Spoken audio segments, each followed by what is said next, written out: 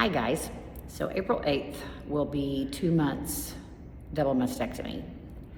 And I wanted to get on here and update a little post because it looks like, if you're following me, those that are my community on social media, I've been having some really good days, and I have. And today is a very hard day. And I think it's important to showcase the ups and the downs on this journey. And I woke up this morning, I had a good night's sleep, but I woke up this morning feeling pretty heavy, annoyed, struggling with some resentment, frustrated, angry, sad.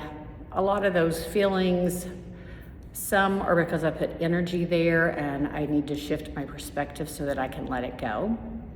I struggle with still losing my job, knowing that it's going full throttle. Everybody's still there except me. That's a real tough pill to swallow.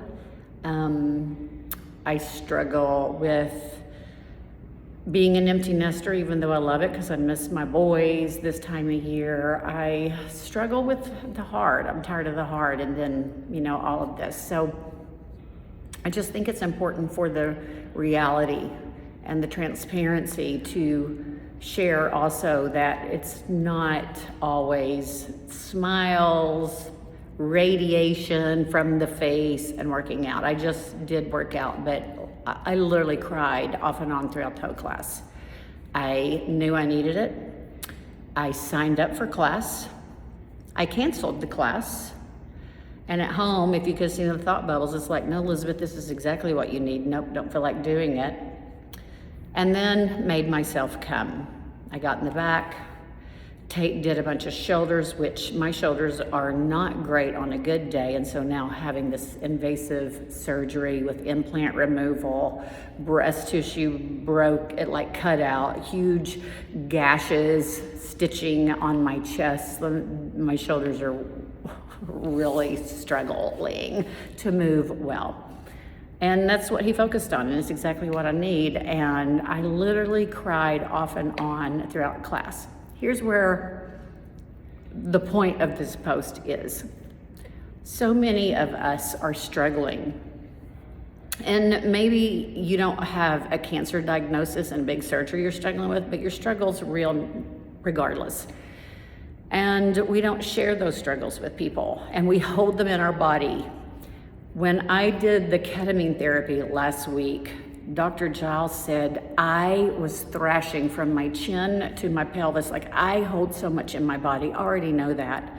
And there's history around movement. Before we can articulate what's going on emotionally, we feel it in our body.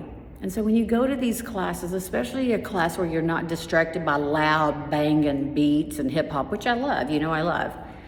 Sometimes it's really important to get into these classes that create a flush of the toilet, if you will, of emotions. And I hope those of you that follow me that are into movement, whether it's a walk or coming to class, allow yourself to feel the feels. Allow yourself to whatever comes up instead of pushing it down by talking yourself out of it, eating something sweet, buying a new purse, whatever it is. Allow that to come up so that you can process it and let it go. Dr. Giles said, after I went through a good amount of time of physical thrashing when I was in the ketamine dive, and I literally remember, this is one of the main things I felt like in my journey. I thought I was dying. I literally thought I was dying. The last thing I said when I went under was let go. And I have a hard time surrendering. I have a very hard time letting go of things, thus my job and knowing what's going on there, the great example amongst a bunch of other things. Once that happened, that big struggle, my body got limp. I saw an expanse. I felt warmth. I saw palm trees. It was really amazing. So all that to say is there's a lot of power in movement and fleshing the shit out. And if you come to a class and you cry, so what, y'all? We were made to cry, and it is like a physical flush of the toilet. So I just wanted to get on here. I'm having a hard day today. And it's okay, because we have hard days. And I've had better days than I've had hard days lately, and so I'll take that. I know it's part of the journey. So I'm just showing up and doing what I know will change my nervous system. And I'm gonna sit in here in the studio and do physiological breaths, which are 2 inhales, audible exhale out of the mouth that truly takes you out of fight or flight and gets you into parasympathetic. So try it with me. It's an inhale, a shorter,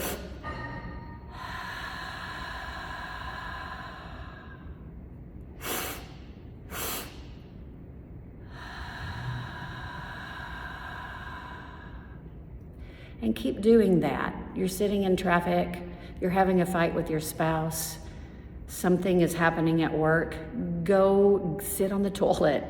Physiological breath, 2 inhales, long audible exhale. It's in the exhale that takes us out of fight or flight anyway. So try that, see how it works.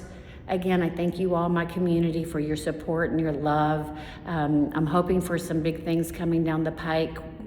Having my own classes at a local studio to build and see from there. But I love you. I'm so grateful for my faith. This time of year is always emotional to me. Easter is very important to me. We celebrated Jesus for Palm Sunday and then crucified him. Isn't that just like us as people? All right, have a good day.